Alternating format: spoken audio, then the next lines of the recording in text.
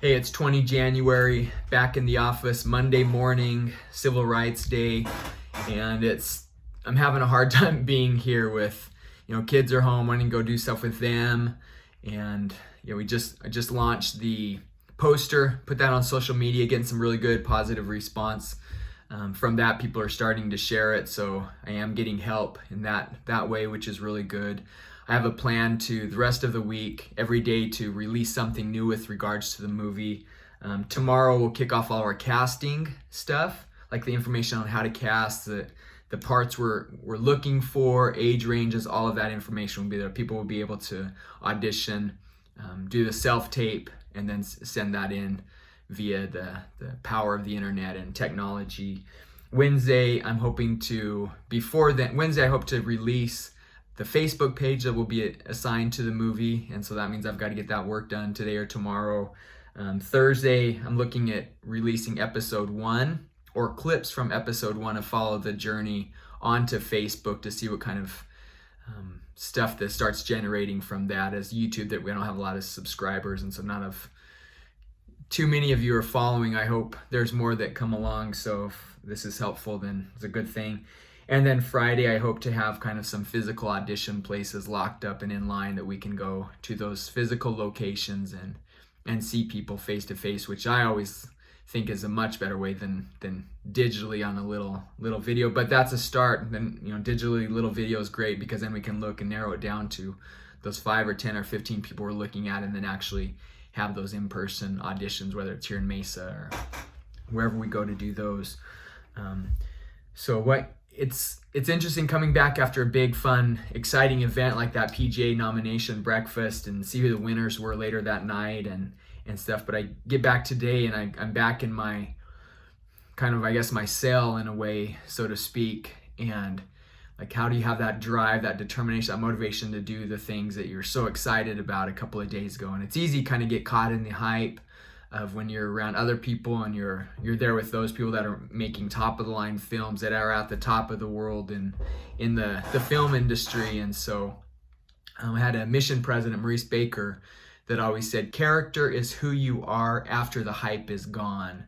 And so I'm looking at what kind of a character am I today after all that hype is gone, that am I going to get back and get to work of where I need to put in the time and effort, even though today's a holiday. Kids are home from school. I'm wanting to be with them.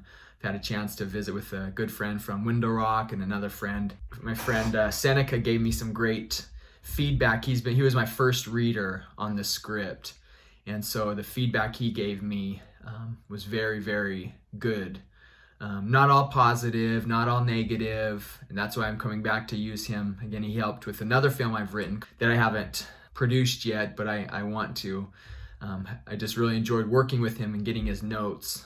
And so sitting down with him and his wife and Rebecca and I this morning for about an hour or so, and him giving me some very helpful insights, things where we were right on with the script, and other areas that, like, hey, we could improve. And so I have a list of probably just shy of 10 things of notes that I kind of thought of. Some are very simple things. He was saying, hey, what about this or this? And we're like, go and use specifically what he mentioned into a script, or what he mentioned sparked an idea, another thought in my mind, that I will go and kind of mold what I have and what he was saying, and kind of wrap it into maybe a little different route, but he's made me think and brought it together. So very positive. His feedback, that helps me. Of course, you always want everybody to love it and everything about it to be wonderful and perfect. I've never experienced that. So those of you who maybe having something, that must be an amazing experience. So, but it was positive. He's not coming in with a hidden agenda, whatever. There's no baggage he's carrying. He's just coming in as a friend that I've known for years. Actually met him on my mission up in Navajo country. And so somebody that I really trust. He's native himself, out of Michigan, that's just able to come in, really helps. I feel that, I have that trust with him. We have those years of friendship, and he's been a great person to kind of connect with.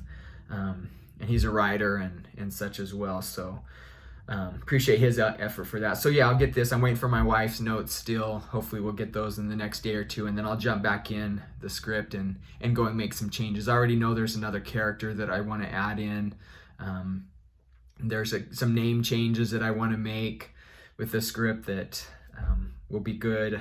Just some things like that on the script. So the script's still coming along. Right now, the big focus is getting all that casting stuff lined up. So tomorrow when we launch that and kick that out the door, that it's ready to go, kind of that stuff streamlined. How do you simplify the process as much as possible and yet still have people take the steps necessary that we need them to do also. I've gotten feedback a little bit. There's your, Hollywood tries to paint a picture of this is like the perfect movie. Who's the movie going audience? And so Hollywood will try to create it's a younger generation. So we need, that younger person that our theater audience is going to connect with. So we need that 18 to 30-year-old person, or that looks this way, or is this sort of a thing and stuff. And so with Touch the Water, I'm looking for an 80-year-old lead female, native female. So right off the bat, I'm getting feedback already from people. It's like, why you need a younger character, you need this or you need that to try to map it out. I know what they're talking about. I know those things are there. But in me, it's like, I want to try to follow where I'm feeling that I need to go with this film, instead of trying to add more explosives into the script or make it into something that it's not supposed to be. This is a very simple story, and I think there's beauty and powerful in the mundane of life. So I want to create this story and kind of go where my heart's taken me with this film. And so others come in and try to what's your marketing angle? Or there's not enough of, you need a younger, the lead shouldn't be this, have the 80-year-old lady be a supporting actress, or but it's this, she needs to be the lead in this film. And so getting a little bit of resistance with that, but I've had that before, and I'm trying to trust my instinct and move forward with standing by. I'm wanting a Native American woman that's 80 years old to play, 80-year-old character in the script, to play the lead role. So we'll see how that goes. Maybe we'll have 10 people that show up at the theater, and maybe we'll have 100, hopefully more of all that. So, but again, it's the story that I'm trying to make, and just see what happens. You win some, you lose some. That's pretty much the update today. I have a lot of work to jump back in and do.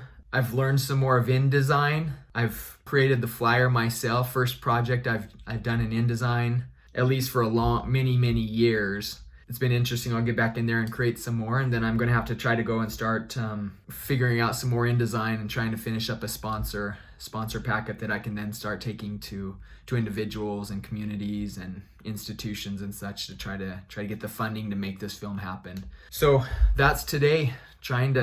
What are those next 2 or 3 steps I can take today to continue forward to make this dream happen? Thanks for following the journey.